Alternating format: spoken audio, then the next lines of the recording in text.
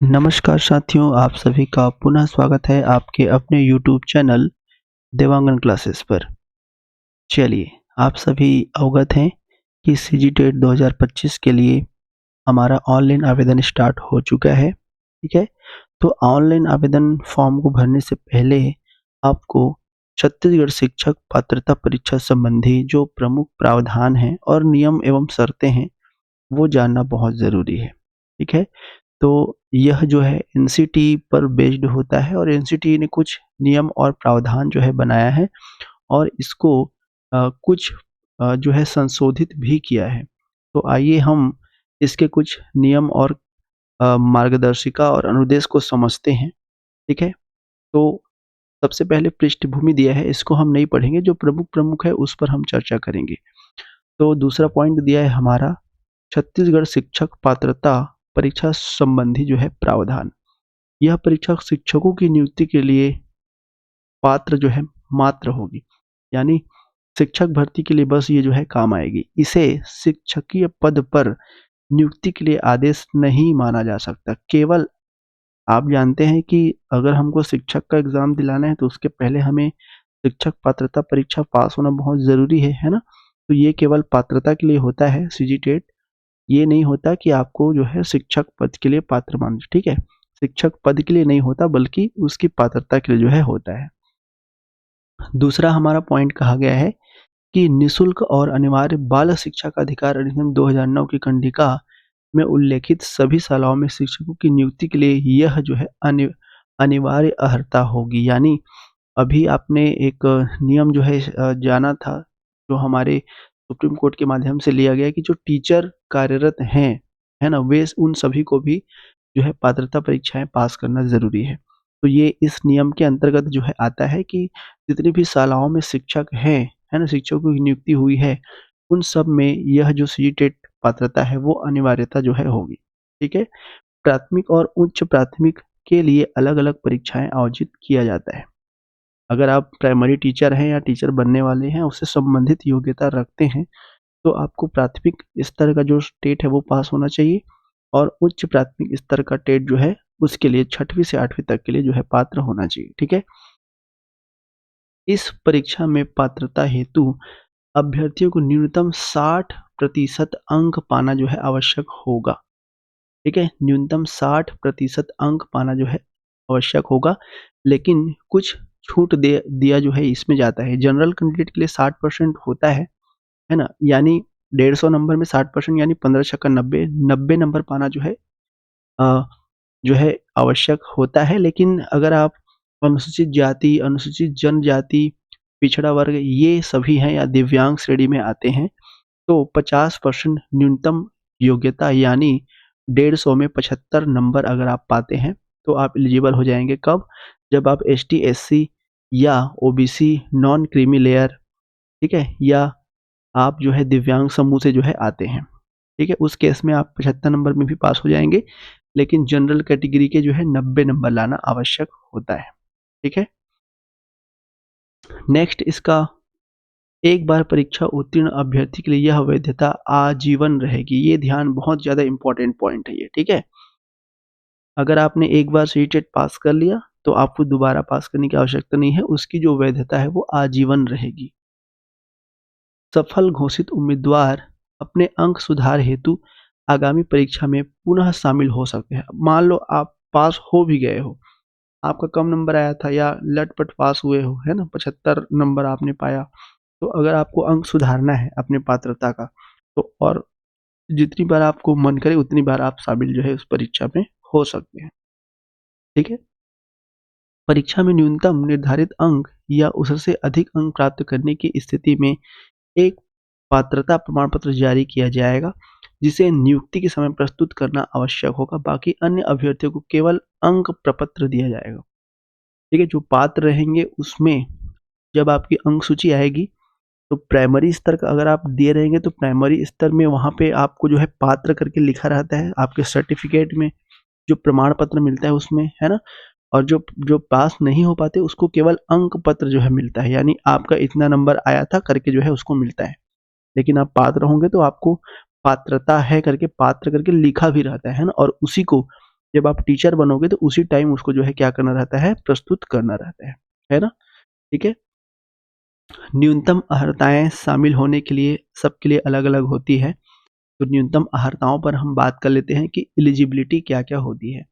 अगर आप 1 से लेकर 5 तक की कक्षाओं के अध्यापन के लिए यह परीक्षा देना चाहते हैं, यानी हम कह सकते हैं कि प्राथमिक स्तर, ठीक है? प्राथमिक स्तर के टीचर बनने के लिए अगर आप परीक्षा दे रहे हैं, तो न्यूनतम 50% अंकों के साथ उच्चतर माध्यमिक या इसके समकक्ष एवं प्रारंभिक शिक्षा में द्विवर्षीय डिप्लोमा, चाहे उसे किसी भी नाम से जाना जाता हो, चाहे आप डीएड कहो या डीएलएड कहो, में अगर आप प्रवेशित हैं, प्रवेशित अर्थात आपने एडमिशन ले लिया है एवं अध्ययनरत हैं, यानी आप अभी उसमें पढ़ रहे हैं या उत्तीर्ण कर चुके हैं। 3 कंडीशन यहाँ पे बताया गया है।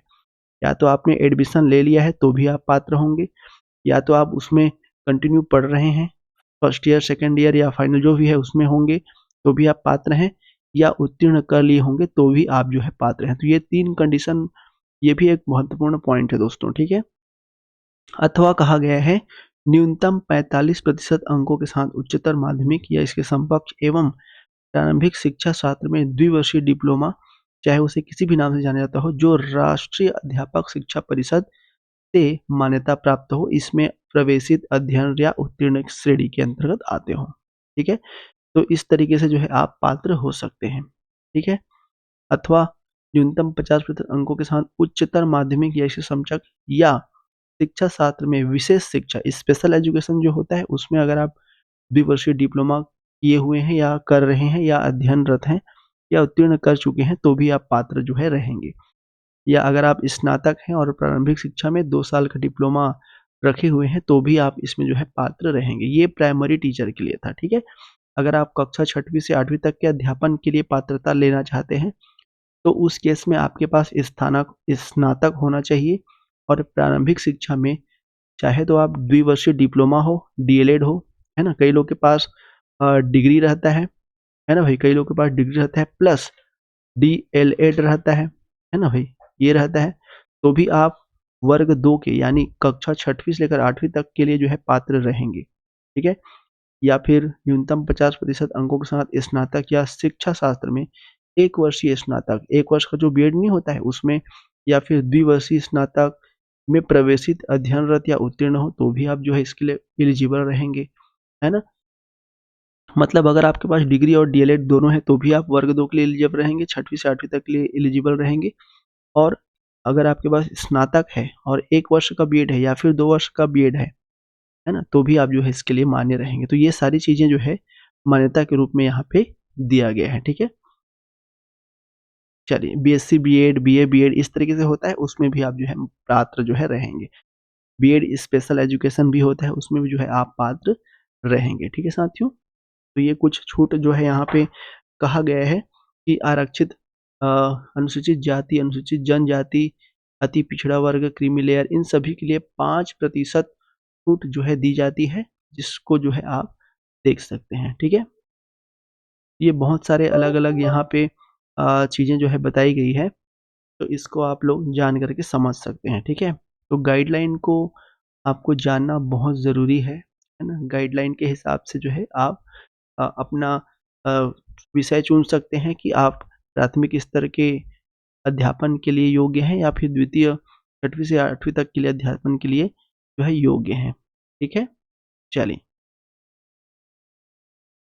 देखो यहाँ पे एक और चीज़ कहा गया है कि एनसीटी अधिसूचना 29 जुलाई 2011 में वर्णित किसी भी अध्यापक शिक्षा पाठ्यक्रम एनसीटी अथवा आरसीटी द्वारा मान्यता प्राप्त जैसा भी मामला हो को करने वाला व्यक्ति सीजीटीटी में शामिल होने के लिए पात्र हो सकता है। ऐसे अभ्यर्थी जिनके पास उपयुक्त योग्यता नहीं है, सीजीटीटी में शामिल होने के लिए पात्र नहीं होगा। कई लोग बोलते हैं कि सर मैं अभी 12वीं पढ़ा हूँ तो क्या मैं सीजीटेट दे सकता हूँ? मैंने ग्रेजुएशन किया हुआ है और मेरे पास किसी भी प्रकार का डिप्लोमा या डिग्री नहीं है शिक्षा शास्त्र में, तो क्या मैं दे सकता हूँ? तो दे ज़रूर सकते हैं आप, है ना भई? आप दे ज़रूर सकते हैं, लेकिन अगर आपके पास उपयुक्त योग्यता नहीं है, तो उस केस में आप सीजीटेट परीक्षा में शामिल तो हो सकते हैं, लेकिन उसके लिए पात्र नहीं होंगे, ठीक है? तो ये चीज़ आप बिल्कुल ध्यान दीजिएगा। भले ही आप परीक्षा दिला लो, कुछ भी कर लो, लेकिन परीक्षा तो दे सकते हो लेकिन पात्र नहीं होगे आप, ठीक है? अभ्यर्थी को आवेदन करने से पहले अपनी योग्यता से पूर्णतः संतुष्ट होना चाहिए और वह दिए गए योग्यता मानदंड के अनुसार अपना आवेदन के लिए योग्य नहीं है, तो वह व्यक्तिगत स्वयं जिम्मेदार होगा। ये इसका जो है आपको सचेत जो है किया गया है। ठीक है? तो ये कुछ-कुछ यहाँ पे खंड ब में संरचना बताया गया है कि किस तरीके से जो है प्रश्न पूछे जाते हैं। तो प्रश्न जो है बहुविकल्पी यानी एमसीक्यू पैटर्न पर रहेंगे, 4 विकल्प रहेंगे, जिनमें से एक उत्तर सही होगा। किसी भी प्रकार का नेगेटिव मार्किंग जो है इसमें नहीं होता है। ठीक है? प्रत्येक परीक्षा 2 घंटे 30 मिनट की अवधि की होगी यानी ढाई घंटे का। ठीक है? परीक्षा जो है ढाई घंटे का होगा। ठीक है? ढाई घंटे का जो है परीक्षा होगा और 150 जो है प्रश्न पूछे जाएँगे। प्रत्येक प्रश्न 1 अंक का होगा और गलत उत्तरों पर नेगेटिव अंक का प्रावधान नहीं है। ठीक है? किसी भी प्रकार से नेगेटिव अंक आपको जो है नहीं काटे जाएँगे। यानी 150 नंबर के क्वेश्चंस और 150 नंबर का 150 नंबर के क्वेश्चन और 150 मिनट जो है आपके पास मौजूद रहेगा इन सवालों को सरल करने के लिए। यानी एक सवाल को सरल करने के लिए आपके पास 1 मिनट का समय रहेगा। ठीक है? इस परीक्षा में 2 प्रश्न पत्र होंगे। प्रथम पेपर ऐसे व्यक्ति लोग जो 1 से 5 तक, तो 1 से 5 तक को जो है अपन पेपर 1 कहते हैं और 6 से 8 को जो है अपन पेपर 2 जो है कहते हैं। ठीक है? तो जिसके लिए भी आप योग्य होंगे उसके हिसाब से जो है आप दिला सकते हैं। अगर दोनों के लिए योग्य हैं, है ना? तो आप दोनों के लिए जो है दिला सकते हैं। तो आपको प्रथम एवं द्वितीय दोनों पेपर में बैठना अनिवार्य रहेगा। और 2 भाषाओं यानी हिंदी और अंग्रेजी दोनों भाषाओं में प्रश्न दिए जाते हैं। प्रथम भाषा हिंदी और द्वितीय भाषा अंग्रेजी जो है रहता है। दोनों पेपर के लिए निर्धारित विषय आपको अलग-अलग दिए जाएँगे। ठीक है? देखो क्या-क्या चीज़ें यहाँ पे आती है अभी हम सिलेबस को विस्तृत तरीके से दूसरे वीडियो के माध्यम से चर्चा करेंगे। अभी मैं ब्रीफ में आपको बता देता हूँ कि क्या-क्या चीज़ें जो है पूछी जाती हैं। अगर मैं पेपर 1 की बात करूँ तो बाल विकास और शिक्षा शास्त्र आपका 30 अंकों का एमसीक्यू क्वेश्चन आएगा 30 नंबर का। ठीक है? भाषा प्रथम में आपका हिंदी भाषा पूछा जाएगा जो कि 30 प्रश्न रहेंगे 30 अंकों के। द्वितीय भाषा में आपका अंग्रेजी रहेगा जो कि 30 प्रश्न रहेगा 30 नंबर के। चौथे में आपका गणित का पूछा जाएगा 30 बहुविकल्पीय प्रश्न 30 नंबर के। ठीक है? इसी तरीके से पर्यावरण अध्ययन में भी आपको 30 बहुविकल्पीय प्रश्न 30 अंकों के यानी टोटल 150 बहुविकल्पीय प्रश्नों में 150 अंक के जो है सवाल पूछे जाएँगे। ठीक है? और अलग-अलग सिलेबस के हिसाब से अलग-अलग सब्जेक्ट के हिसाब से और क्या-क्या पॉइंट रहता है, इस पर भी हम चर्चा आगे जो है करने वाले हैं, ठीक है? इसी तरीके से कक्षा 6 से 8 तक के लिए क्या-क्या पूछा जाएगा बाल विकास ये 30 नंबर के, ठीक है? भाषा पहले में हिंदी, दूसरे में इंग्लिश ये भी 30-30 नंबर के और विषय आधारित जो परीक्षा है ये 60 अंकों के पूछे जाएँगे। अगर आप अगर आप जो है गणित एवं विज्ञान विषय का जो है चुनाव करते हैं फॉर्म भरने के दौरान, तो आपको 60 अंकों के बहुविकल्पीय प्रश्न गणित और विज्ञान के बनाने पड़ेंगे। अगर आप सामाजिक अध्ययन, सोशल स्टडी जो है चयन करते हैं, तो आपको 60 अंकों के प्रश्न जो है पूछे जाएँगे सामाजिक अध्ययन के। अगर कोई अन्य विषय शिक्षक हैं, तो आप जो है चुनाव कर सकते हैं, वो भी आपके 60 अंकों के जो है पूछे जाएँगे। ठीक है? इसके क्या-क्या प्रश्न पत्र रहेंगे, क्या-क्या चीज़ें रहेंगी, वो सारी चीज़ें यहाँ पे जो है बताई गई है आपको, ठीक है? तो ये सारी योग्यताएँ आपको जो है जानना ज़रूरी है, ठीक है साथियों? तो आज का वीडियो यहीं तक अपन रखते हैं। इसके पश्चात अपन सिलेबस पर किसी और वीडियो में चर्चा जो है ज़रूर करेंगे, ताकि आपको पता चले कि कौन-कौन से क्या-क्या सिलेबस आपके पूछे जाते हैं, ठीक है? चलिए धन्यवाद।